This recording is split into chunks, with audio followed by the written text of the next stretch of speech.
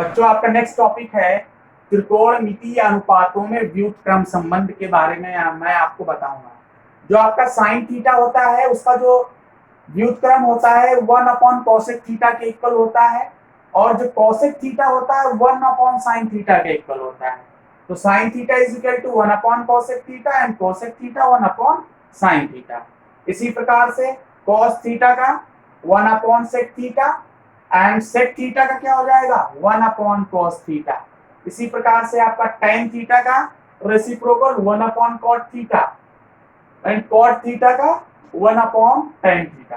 तो ये आपके 6 reciprocal relation in trigonometric ratios हो गए। मैं आपको इसके बाद बताऊंगा relation in sin theta and cos theta and tan theta and cot theta के बीच में क्या रिलेशन होता है। तो देखिए tan थीटा का जो रिलेशन होता है sin एंड cos के, वो tan theta is equal to sin theta बटे cos थीटा और tan क्या होता है 1/cot थीटा। तो cot थीटा इसका उल्टा हो जाएगा, तो हो जाएगा cot theta is equal to cos theta upon sin theta.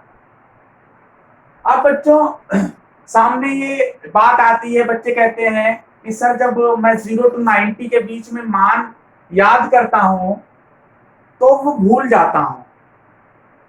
तो जब आप भूल जाते हैं या कंफ्यूजन हो जाता है तो मैं आपको एक शॉर्ट तरीका बताने का कोशिश करूंगा, मेथड बताने का तरीका बताऊंगा यहाँ पर, और मुझे उम्मीद है कि आपके समझ में आएगा। अगर आपके एक बार समझ में ना आए तो कमेंट बॉक्स में कमेंट करिएगा, मैं आपको फिर से समझाने का कोशिश करूंगा। देखिए कैसे निकालते हैं। 0 to 90 को तो मैं आपको सिखा दूंगा और 0 to 90 के बीच बाद आप 90 से ऊपर वालों के क्वाड्रेंट मैंने आपको बताया ही था। 0 to 90 याद है, उसके बाद आप क्वाड्रेंट की सहायता से सारे मान निकाल सकते हो। तो 0 to 90 आप याद कर लीजिए, जितने भी मान है क्वाड्रेंट के हेल्प से आप याद कर सकते हो। प्रीवियस लेक्चर में आपको क्वाड्रेंट के बारे में मैंने बताया है। तो देखिए मैं आपको सिंपलेस्ट वे बताऊंगा।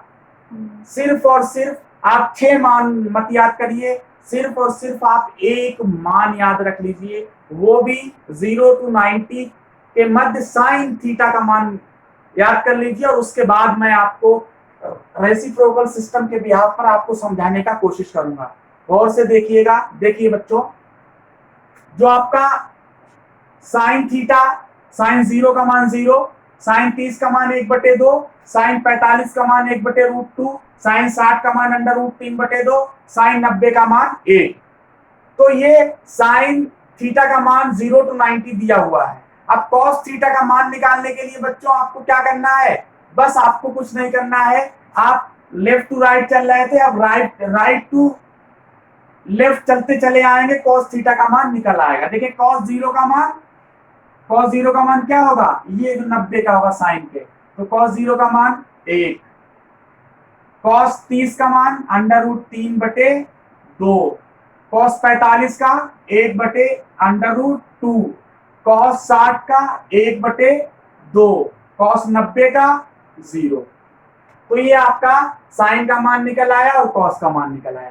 अब देखिए sec थीटा का मान निकालना है, और अभी हमने आपको सिस्टम में बताया है कि जो sec थीटा होता है वो आपका 1/cos थीटा के इक्वल होता है। रिलेशन होता है sec और cos के बीच में। sec थीटा 1/cos थीटा, तो आप sec थीटा का मान निकालेंगे 1/cos थीटा से। कैसे निकालेंगे, cos थीटा का मान उल्टा कर दीजिए तो वो sec थीटा का मान हो जाएगा। देखिए cos थीटा हो जाएगा आपका 1/1, आपका 1 हो जाएगा। √3/2 को उलट दोगे तो 2/√3 हो जाएगा। 1/√2 को बदलोगे तो √2 हो जाएगा। इसको बदलोगे तो 2 हो जाएगा और ये हो जाएगा 0/1 लिखा है तो 1/0, तो इसका मान अपरिभाषित हो जाएगा, मतलब अनंत हो जाएगा।